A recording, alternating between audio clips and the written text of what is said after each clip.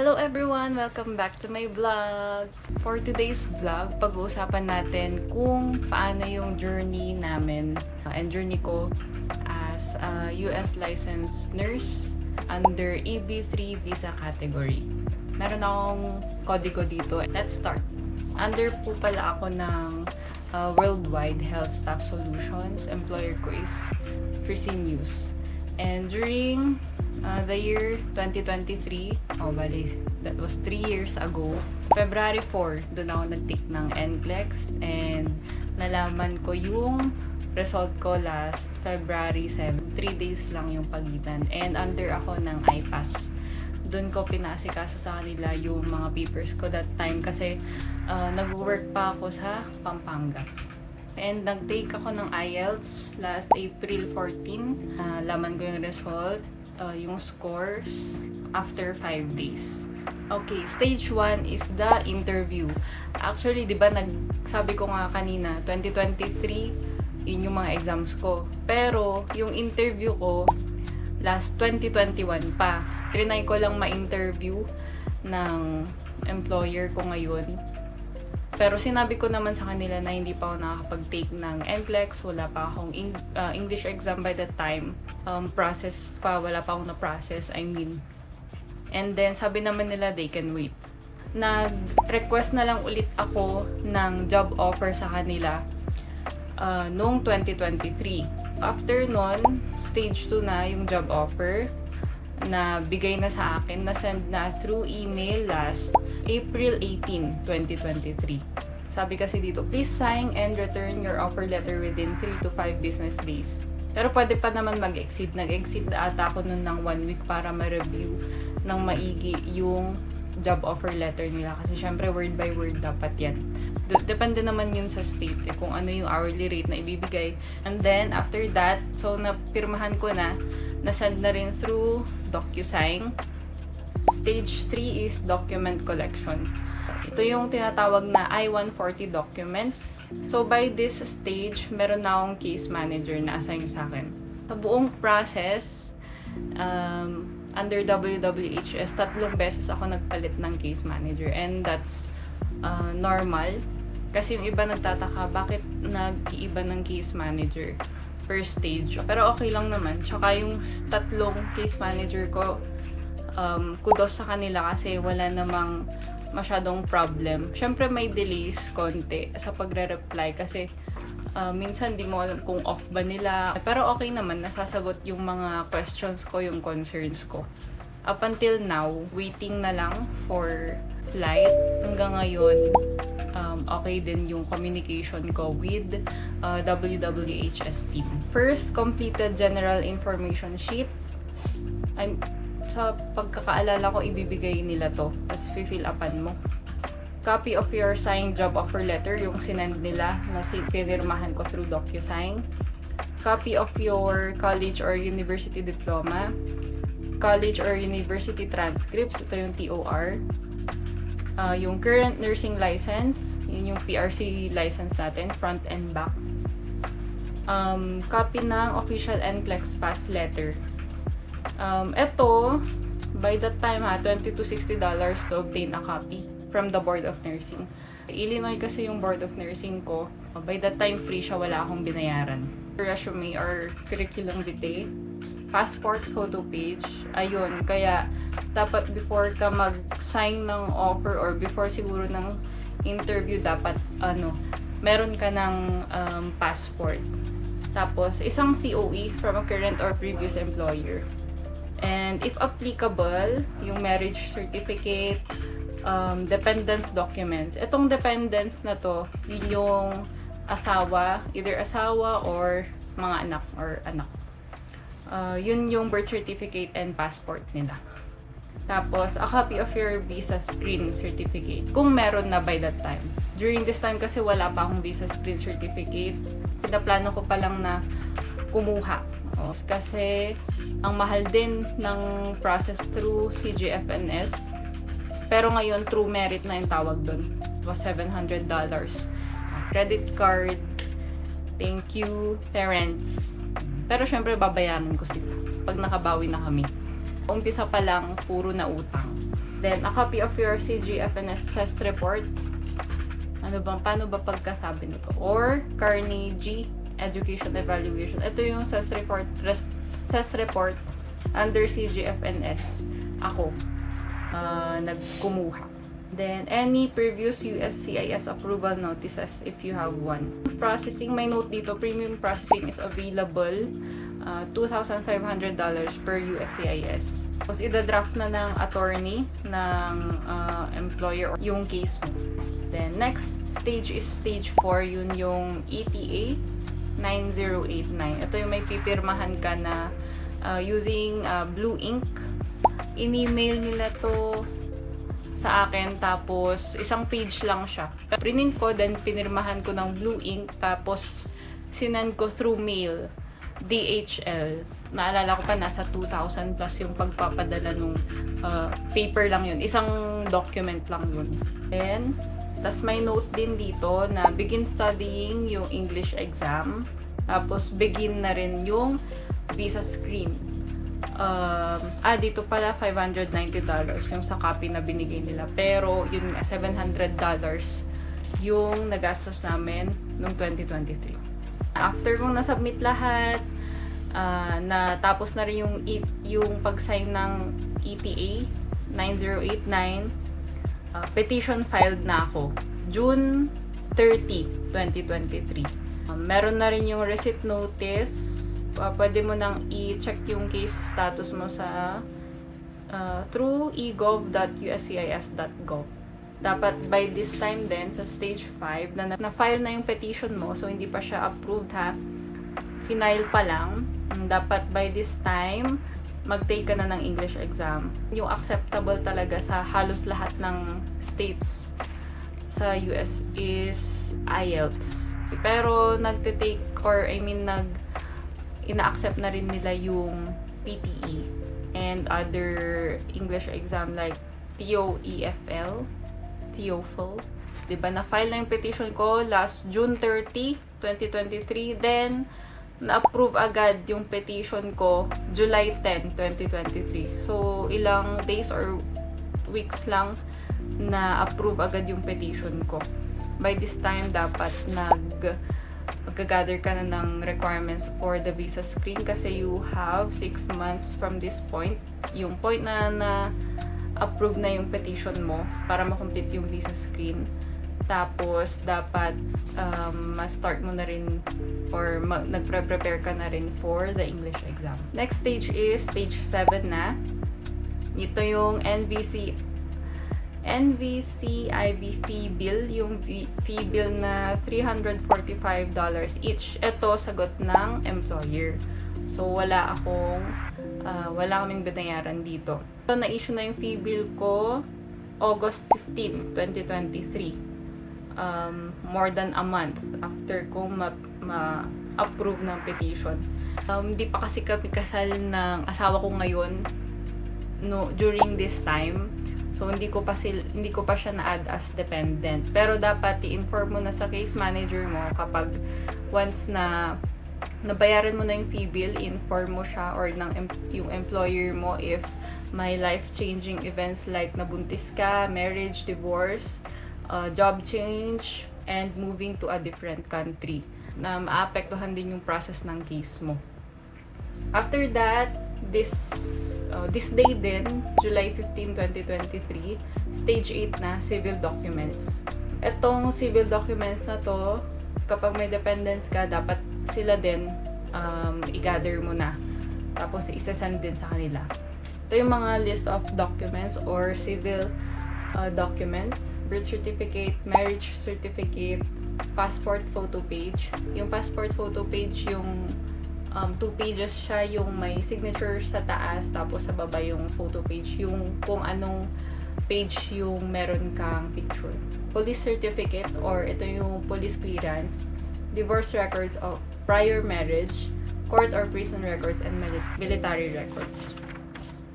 Tapos, may dalawa pa pala. Deportation forms, passport style photographs, 5 cm by 5 cm, yun ata yung 2 by 2 rin.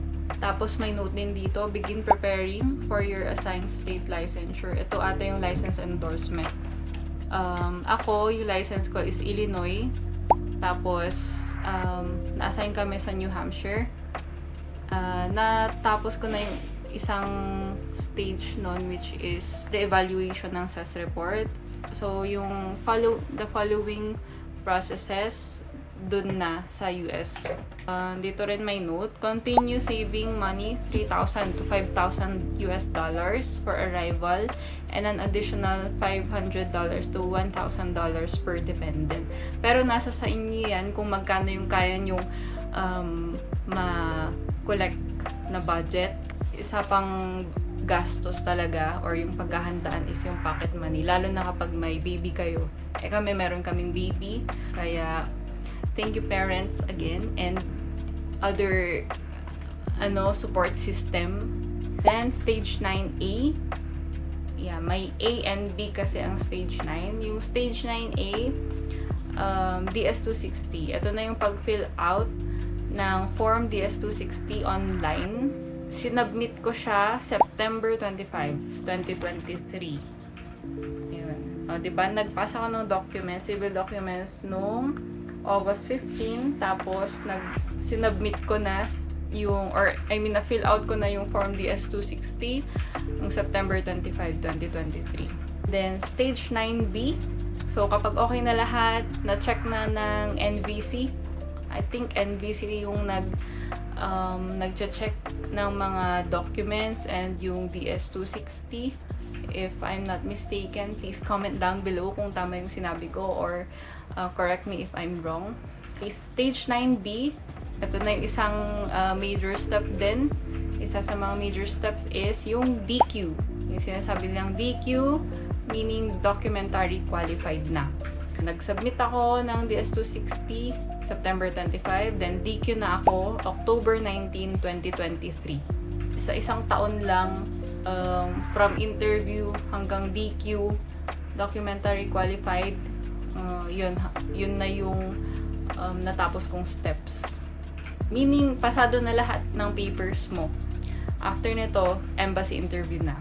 Then, nag-retrogress. Naabutan ako ng retrogression. That was April 2023. Yun, kakapasa ko ng NCLEX. Tapos, by that time, balak ko ng mag-English exam. Nag-retrogression na. Yung sa visa bulletin. Ito sa DQ, meron na ako nito yung priority date. Yun yung basihan kung kasama ka na sa visa bulletin, kung may interview ko na sa US Embassy.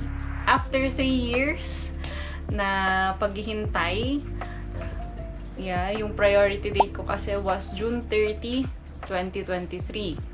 Finally, current na ako last March this year. March 2026, current na ako. Before ako nag-current, February 28 talaga, natandaan ko yung date kasi nagulat ako na before ka mag-current, possible pala na masend na ng National Visa Center yung P4 letter. P4 letter is the one that contains your interview date and yung basta note siya na yun lang sinasabi na yung interview date mo eto na at this time and yung location. Stage 10A. Stage 10 has 2 parts also. Stage 10A is embassy interview. Try ko ulit na gumawa ng different vlog about sa experience namin sa US Embassy. Na interview kami last April 10, 2026 sa Manila, US Embassy. This time, embassy interview, yun nga, nalaman ko na interview date ko is April 10. Tapos, yung applicant or ako, dapat tayo yung magsa-schedule ng medical. Ang sinuggest ng Worldwide is 2 weeks before interview date. Ang na-schedule ko or napili kong schedule was March 26. March 26 and March 27.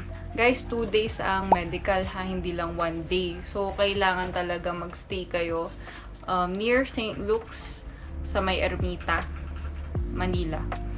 Ang pinagstayan namin is yung hotel lang na front mismo ng St. Luke's. ilang steps lang, siguro 10 o 20, andun ka na sa entrance. 18 steps. 18 steps lang daw, nasa entrance ka na ng St. Luke's. Take note, hindi siya yung St. Luke's na nasa QC, hindi siya yung malalaking yung clinic nila sa Ermita. Tapos, bring your documents, a copy of your embassy interview letter, which is yung P4 letter, unexpired passport. Talaga, dapat nga naman hindi expired na passport, valid for 6 months beyond your intended date of entry to the US, and a photocopy of the biographic page. Tapos, children must have their own individual passports. Nga naman. Tapos, 2 color passport style photographs of each person, 5 centimeters by 5 centimeters. Confirmation page from the Form DS-260 application. Gawa rin ako ng separate na vlog regarding sa pag-reopen ng DS-260 if during yung process nyo, nanganak ka or nakapangasawa ka. Kasi before embassy interview date, dapat ma-reopen mo yon if nakagawa ka na. Dapat ma-reopen mo yon para ma-edit yung info mo, like civil status, single to married, tapos yung number of children and their birth date, place of birth. Kasi lahat-lahat ng info dapat ma-update before embassy interview para hindi ka na matutuwan or kung ano mang delays na pwedeng mangyari. Actually, pwede mo namang ipa-edit sa consul or pre-screener sa embassy interview, pero hindi lahat ng pre-screener or consul suggest or nag-offer ng ganun na gagawin nila, ng i-edit nila during your interview. Huwag nyo nang i-risk. Kaya ang ginawa ko, pina-reopen ko ulit yung DS-260 ko before embassy interview. Ang daming nangyari ang daming ang tagal naming hinintay yung pag-reopen, dami pang nangyari before okay yung lahat. As in, original birth certificate, dapat na English translation and a photocopy. Dito naman sa Pinas, English, buti naman. PSA, dapat yung copy na CR. Hindi LCR copy ha, dapat PSA copy ng birth certificate, marriage certificate, lahat ng certificates na kailangan sa PSA. Dapat PSA. If an official birth certificate is not obtainable, present the best possible secondary evidence like baptismal certificate, hospital certificate, school records, and or a notarized affidavit from the parents. Original or certified copies of birth certs for all dependents of the principal applicant. Bali, ako yung principal applicant, yung baby namin and yung asawa ko, yung mga dependents ko. Job reconfirmation letter from the employer. Wala naman po. Oo. Hindi, pero dapat makasecure pa rin ng job reconfirmation letter from the employer. Pero sa case ko, hindi umabot sa interview date. Kung ano lang yung tinanong ng pre-screener or yung inask ng pre-screener na document, which is yung job offer letter, kung ano yung pinirmahan ko last 2023, na print ko lang yun, yung copy na yun, then yun yung binigay ko. Hindi nila tinanong yung reconfirmation letter. Yung reconfirmation letter, yun yung updated job offer letter, that states yung updated din na location mo. Kasi dun sa reconfirmation letter, kung anong nilagay nila doon sa initial job offer letter years ago or previous month, andun din yun sa reconfirmation letter. So, and then medical statement, yun yung medical records together with the vaccination records. Civil documents, kagaya ng ibang nabanggit ko a while ago. And then after stage 10A, EDB, embassy interview completed. Complete na yung embassy interview mo. Andito na kami na stage 10B. So once meron na sa'yo or visa on hand na, meron na rin sa'yo yung visa packet. Na-receive namin yung visa packet June 10, 2026. March 26 ako, or I mean March 26 kami nag-medical, pero June 10 namin na-receive yung visa packet. Kasi na 221G kami dahil sa medical record ko, dahil na subject ako for sputum collection. Thank God wala namang, hindi naman positive for TB. Then after namin masend yung copy ng visa, in-endorse na ako sa relocation specialist. Yung relocation specialist, siya yung assigned regarding sa relocation namin sa US or temporary housing sa hotel, paano yung pick up, and take note, hindi lahat ng states ma-offeran ng employer ng concierge, or yun yung mga nagsusundo sa airport. So meron mga times talaga, or ibang applicants like us, na kapag andun na sa US, kami na lang talaga. Siyempre, with guidance pa rin ng relocation specialist, mag-email or chat ka lang sa kanila. Kapag andun ka na, i-guide ka naman daw. Wala pa naman kami doon, pero lahat naman ng mga nandun na sa US, ganun yung experience. Di naman daw sila napabayaan. Kapag meron na yung visa, pwede ka na rin magbayad ng USCIS immigrant fee. Yun yung pagbayad din ng green card. Ngayon, $235 each na. Dati kasi $220 each. And nag-increase sila ng $15 each yun. So, times 3 kami, nasa $705 in total. By this time, nag-book na rin kami. Nag-book kami last month. Depende rin naman sa employer nyo kung kailan kayo mag-book. Sa amin kasi may pina-follow pa na steps. Approval, kailangan pang i-approve. Ang binigay na options is 2 options siya. Temporary housing, sa hotel muna yung stay for a few nights. Covered nun is yung $2,500, or ibibigay sa iyo yung $2,500. 2,500 na allowance para kahit kayo na mag-book. Tapos, next naman is about sa pag-book ng flight. Either sila mag-book or kayo. If kayo ang mag-book, kailangan ng approval. Kasi kapag hindi ma-approve, walang reimbursement na mabibigay. Sa case namin, kami ang nag-book ng sarili naming flight kasi may baby kami. Baka kasi mas separate yung upuan, ganyan. Mas safe na rin. May re-reimburse naman once andun ka na. Stage 11, transition. If currently employed, give a resignation notice at your job after consulting with your case manager.